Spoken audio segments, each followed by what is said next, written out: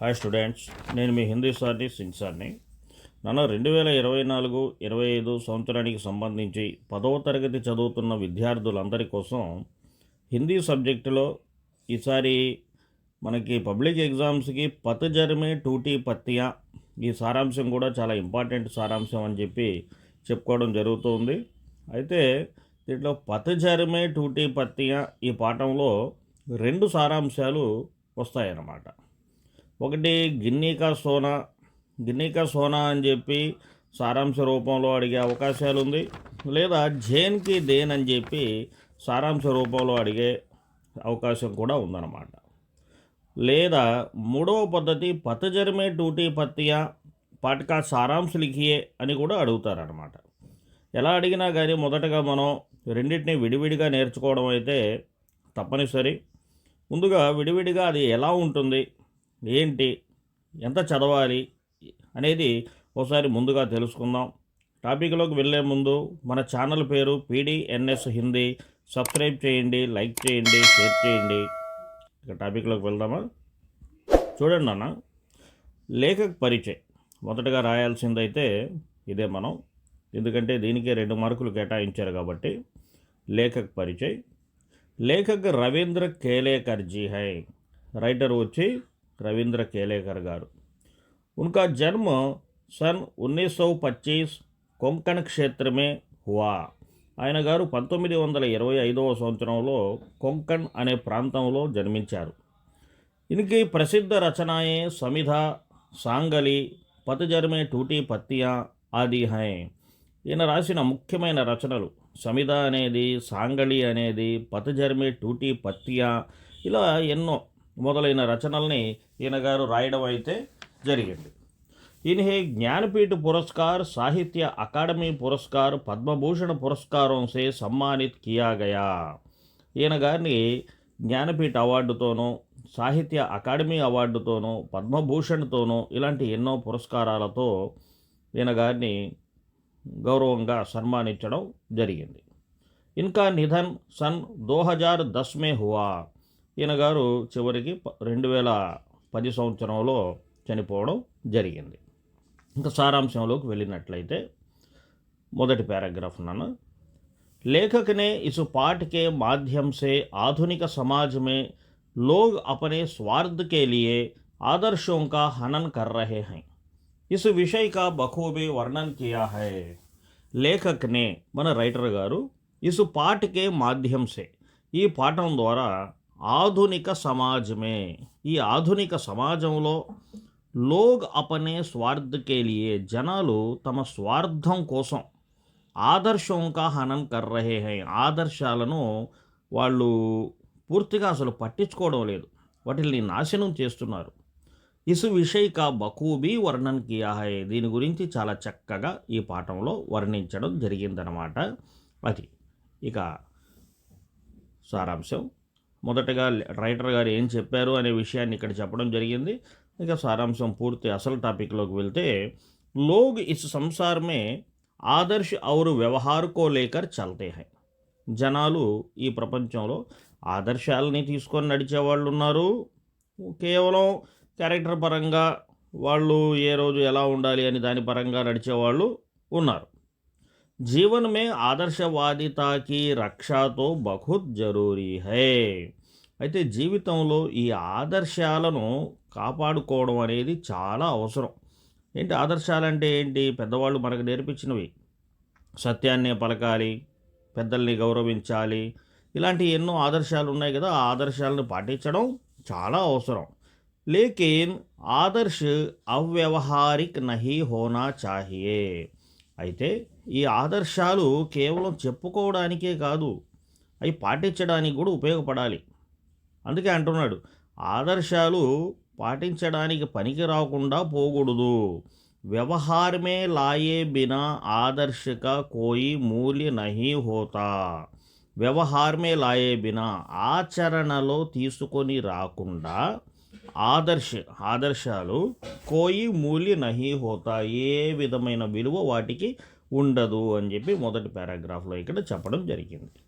Next, आदर्शों या जीवन मूल्यों को प्रमुखता देनी चाहिए. ఆదర్శాలనైనా కానీ లేక జీవిత విలువలనైనా కానీ వాటికి మనం చాలా ప్రాముఖ్యతని ఇవ్వాలి.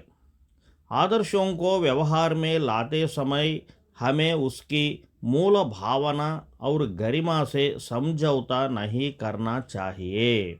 అయితే ఆదర్శంకో వ్యవహారమే లాతే సమయ్ ఆదర్శాలని ఆచరణలోకి తెచ్చేటప్పుడు ఆ సమయంలో ఉస్కి మూల భావన ఆదర్శాల మూల భావం ఏదైతే ఉందో దాని లోతుపాతులు గరిమ అంటే లోతు దాని డెప్త్నెస్ ఏమైతే ఉందో వాటిని మనం సర్లే ఇంతవరకు చాలులే ఇప్పుడు వద్దులే ఇప్పుడు అవసరం లేదులే అని చెప్పి అలా అడ్జస్ట్ అయిపోయి మనం ముందుకి పోకూడదు.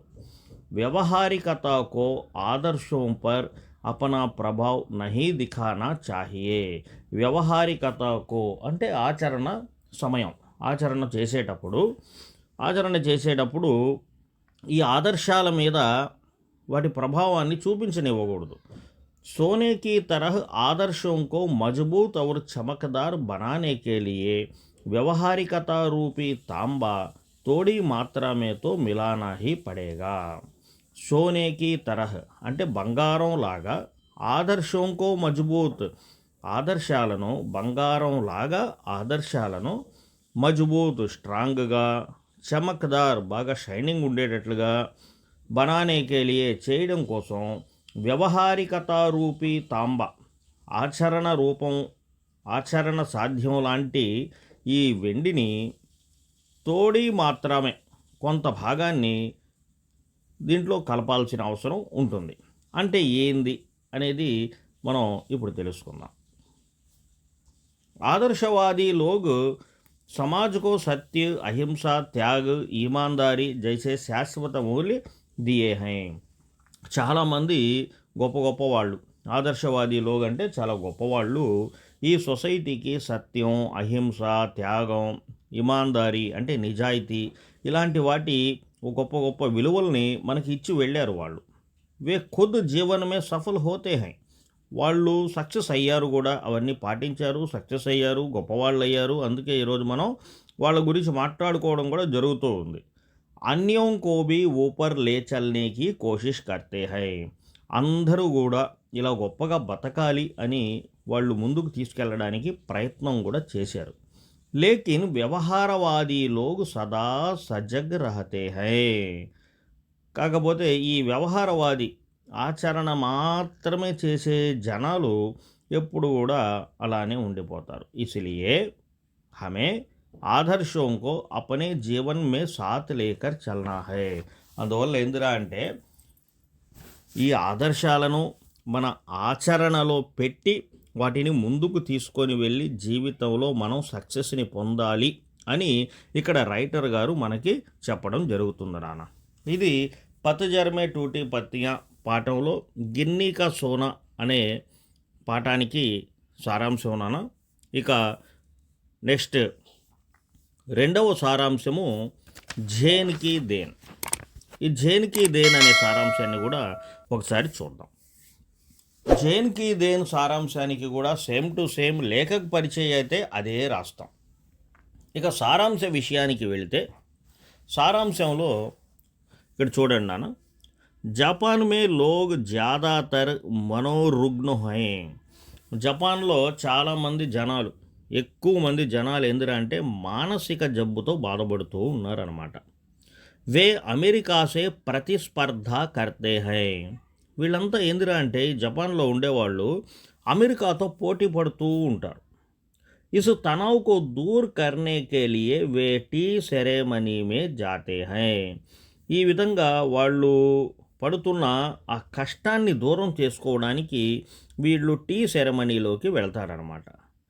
ఇసే జాపానీ మే చానోయు కహతే హై. దీన్ని జపాన్లో ఏందిరా అంటే వెళ్ళి టీ తాగడాన్ని చానోయు అని పిలవడం జరుగుతుంది ఈ పద్ధతిని. జపాన్ మే జహా చాయ్ పిలాయి జాతీ హై వహ్ స్థాన్ పర్ణకోటి జైసా సుసజ్జిత్ హోతా హై. జపాన్ మే జహా చాయ్ పిలాయి జాతీ హై. జపాన్లో ఎక్కడైతే ఈ టీ తాగే ప్రక్రియ జరుగుతుందో, టీ తాగించడం జరుగుతుందో, ఈ టీ షాప్ అనేది ఉంటుందో, వహ్ స్థాన్ ఆ ప్లేస్ ఎలా ఉంటుందంటే పర్ణకోటి జైసా సుసజ్జిత హోతా హై. పర్ణకుటీరంలాగా చాలా నీట్గా అలంకరించబడి పద్ధతిగా ఉంటుందన్నమాట. ప్రాకృతిక డంగ్ సే సజే ఇస్ స్థాన్ పర్ పూర్ణ శాంతి హోతీ హై. ప్రకృతి సిద్ధంగా ఆ పద్ధతులతో అలంకరించబడిన ఈ ప్లేస్ పూర్ణ శాంతి హోతీ హై. అక్కడ చాలా శాంతిగా, సైలెంట్గా, నిశ్శబ్దంగా ఉంటుందన్నమాట. ఇది రెండవ పారాగ్రాఫ్లోకి వెళ్తే అక్కడ ఎలా ఉంటుంది ఏంటి అనేది మన రైటరు ఆ టీ అంగడికి తన ఫ్రెండ్ని తీసుకొని వెళ్ళడం జరుగుతుంది. అక్కడి నుంచి చూడండి. ఇప్పుడు చాజీన్ నే లేఖక్ ఔర్ ఉన్కే మిత్రు కో దేఖ్ కర్ కమర్ జుకాకర్ ప్రణామ్ కియా. చాజీన్ అంటే ఎవరు? అక్కడ టీ ఇచ్చే ఆయన అనమాట. ఆ టీ ఇచ్చే ఆయన మన రైటర్ గారు వాళ్ళ ఫ్రెండ్ ఆ టీ అంగట్లోకి వెళ్ళగానే కమర్ జుకాకర్ నడుము ఉంచి ప్రణామ్ కియా, ఆయనకి వాళ్ళిద్దరికీ నమస్కారం చేయడం అయితే జరుగుతుంది. దో జో కహకర్ స్వాగత్ కియా. దో జో అని చెప్పి వాళ్ళని లోపలికి రండి అని చెప్పి ఆహ్వానిస్తాడనమాట. ఉన్హే బయటనేకి జగహ్ దిఖాయి. వాళ్ళు లోపలికి రాగానే ఇక్కడ కూర్చోండి అని చెప్పి బయటనేకి జగహ్, కూర్చునేదానికి ప్లేస్ని చూపించడం జరుగుతుంది. అంగీటి సులగాయి. అంగీటి అంటే పొయ్యి అనమాట. పొయ్యి వెలిగించడం జరుగుతుంది. ఉసుపర్ చాయ్ దాని రఖి. చాయ్ దాని అంటే టీ చేసే పాత్ర అనమాట. టీ చేసే పాత్రని ఆ పొయ్యి మీద పెడతాడు. బగల్కే కమరేమే జాకర్ కుచ్ బర్తన్ లే ఆయా. బగల్కే కమరేమే పక్కనే ఉన్న రూమ్లోకి వెళ్ళి కొన్ని టీ వండడానికి పనికొచ్చే పాత్రలను కూడా తీసుకొని వస్తాడు. తౌలియేసే బర్తన్ సాఫ్ కియే. తౌలియా అంటే తువాలు. ఒక తువాలు తీసుకొని, టవల్ తీసుకొని దాంతో ఆ పాత్రలన్నీ కూడా నీట్గా క్లీన్ చేస్తాడు. ఇస్ తరహ్ సభీ క్రియాయే బడి మహత్వపూర్ణ డంగ్ సే కీ. ఈ విధంగా ఆ టీ అంగడి ఆయన ఈ అన్ని పనుల్ని కూడా చాలా గొప్పగా, పద్ధతిగా, నీట్గా, నిదానంగా చేయడం జరుగుతుంది. నెక్స్ట్, టీ सेरेमनी में एक साथ 3 आदमियों को प्रवेश दिया जाता है. ఈ టీ సెరమనీలోకి అంటే ఈ టీ అంగట్లోకి ఒక్కసారిగా ముగ్గురు మాత్రమే రావడానికి అవకాశం ఉందన్నమాట. ఇస్ టీ సెరమనీ మే శాంతి కా ఔర్ పరంపరా కా విశేష మహత్వ హోతా హై. అయితే ఈ టీ సెరమనీలో స్పెషల్ ఏంట్రా అంటే శాంతి. ఈ టీ సెరమనీ మే శాంతిగా చాలా సైలెంట్గా ఉంటుంది. ఔర్ పరంపరాక ఎంతో పద్ధతిగా ఆచార సంప్రదాయాలతో కూడుకుని ఉంటుంది. వాటికి చాలా ప్రిఫరెన్స్, విశేష మహత్వ హోతా హై, చాలా ప్రిఫరెన్స్ ఇక్కడ ఇవ్వడం జరుగుతుంది. इसलिए शांति को बनाए रखने के लिए 3 से अधिक लोगों को प्रवेश नहीं दिया जाता है. అందువల్ల శాంతి కో బనాయే రఖనే కే లియే, శాంతిని అక్కడ కలిగి ఉంచడం కోసం ముగ్గురిని మాత్రమే లోపలికి ఎంట్రీ ఇస్తారు. ముగ్గురు కన్నా ఎక్కువ మందికి ఎంట్రీ అయితే అక్కడ లేదనమాట. ఈ ముగ్గురు వెళ్ళిపోయాక ఇంకొక ముగ్గురు రావాలి. Next paragraph. चाय पीने के बाद लेखक ने अनुभव किया कि मानो उसके दिमाग की गति धीमी हो गई हो. ఇక వాళ్ళ చేతికి టీ వచ్చేసింది. టీ తాగుతూ ఉన్నారు. టీ తాగుతూ ఉంటే టీ తాగిన తర్వాత మన రైటర్ గారు ఒకటి ఆయనకి అర్థమైంది. అనుభవ్ కియా, ఒకటి ఆయనకి అర్థమైంది, ఆయన అనుభవంలోకి వచ్చింది. ఏంటంటే ఆయన మెదడు నుంచి ఆ ఆలోచనల స్పీడ్ అనేది ధీమి తగ్గుతూ వచ్చింది. ధీరే ధీరే దిమాగ్ చల్నా బంద్ హో గయా. ధీరే నిదానంగా ఆయన మెదడు ఏదో వేరే విషయాలన్నీ ఆలోచించడం మానేస్తూ వచ్చింది. చివరికి పూర్తిగా ఆలోచనలన్నీ బంద్ అయిపోయినాయి. తబు ఉసే సన్నాటావి సునాయి దేనేలగా. అప్పుడు అతనికి గాలి సౌండ్ కూడా వినిపిస్తుంది. చివరికి అంత పీస్ అయిపోయిందనమాట, శాంతిగా అయిపోయింది. చాయ్ పీతే పీతే లేఖకే దిమాగ్ సే భూత్ ఔర్ భవిష్య దోనో కాలు ఉడగయేతే. టీ తాగుతూ ఉన్నాడు. చాయ్ పీతే పీతే, ఆ టీ తాగుతూ మన రైటర్ గారి మెదడు నుండి పాస్ట్ అండ్ ఫ్యూచర్ ఈ రెండు కూడా మర్చిపోయాడు. జరిగిన గతాన్ని వదిలేశాడు. అసలు రేపు ఏంటి అని దాని గురించి ఆలోచించడం మానేశాడు. కేవలం వర్తమాన క్షణం ఉస్కే సామ్నే థా. కేవలం ఈరోజు, ఇప్పుడు, ఈ క్షణం అనే దాని గురించే టీ తాగుతున్నాను. టీ చాలా టేస్ట్గా ఉంది, చాలా తీయగా ఉంది, చాలా బాగుంది. దీన్ని ఎంజాయ్ చేయడం అదొక్కటే ఆయన దృష్టిలో పెట్టుకున్నాడు అనమాట.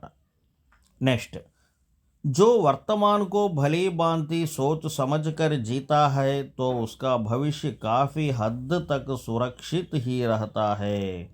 ఎవరైతే ప్రజెంట్ని చాలా చక్కగా ఆలోచించి అర్థం చేసుకొని బతుకుతారో వాళ్ళకి భవిష్యత్తు కూడా చాలా సురక్షితంగా ఉంటుంది. इसलिए वर्तमान को महत्व देना होगा. यही जैन की अद्भुत देन है. అందువల్ల ఎప్పుడు కూడా మనం పాస్ట్ని, ఫ్యూచర్ని గురించి ఆలోచించుకొని పాస్ట్లో ఒరే అలా జరిగిపోయింది, అలా చేసుండకూడదే, ఇలా చేసుండకూడదే అని ఆలోచనలు మానేసి, అలాగే ఫ్యూచర్లో నేను అలా ఉండాలి, ఇలా ఉండాలి, అది చేయాలి, ఇది చేయాలని ఎప్పుడో ఫ్యూచర్ గురించి ఇప్పుడే ఆలోచించుకొని బాధపడడం మానేసి, ప్రజెంట్ ఇప్పుడు ఇలా ఉన్నాం, ఇలా ఎలా ఇప్పుడు బతకడం, ఈ బతుకు గురించి ఆలోచిస్తూ ఈ ప్రజెంట్లో మనం ఆనందంగా ఉండాలని చెప్పడమే యహీ జైన్కి అద్భుత దేన్ హై. ఇదే ఆ జైన్ పరంపర, వాళ్ళు జపాన్ వాళ్ళ పరంపర, దానికి అదే పేరు. వాళ్ళకి ఇచ్చిన అద్భుతమైన వరం వాళ్ళకి దొరికింది ఇదే అని ఈ పాఠంలో చెప్పడం జరిగింది. ఇది నాన్న జైన్కి దేన్ పాఠం యొక్క సారాంశం. 2 సారాంశాలని చక్కగా చదువుకోండి. గ్యారంటీగా ఒక్క సారాంశం అయితే పబ్లిక్ పరీక్షల్లో వచ్చే అవకాశం 100కి 100% ఉందనే మనం చెప్పుకోవాలి. చక్కగా చదువుకోండి, స్పెల్లింగ్స్ అన్ని ప్రాక్టీస్ చేసుకోండి, ఒకసారి రాసి చూసుకోండి. ఇక ఇలాంటి మరిన్ని మంచి మంచి వీడియోలతో, గ్రామర్తో, మోడల్ పేపర్స్తో, జనరల్ ఎస్సేలతో, లెటర్స్తో, వీటన్నిటితో మళ్ళీ మీ ముందుంటాను. నేను మీ హిందీ సార్ని, సింగ్ సార్ని.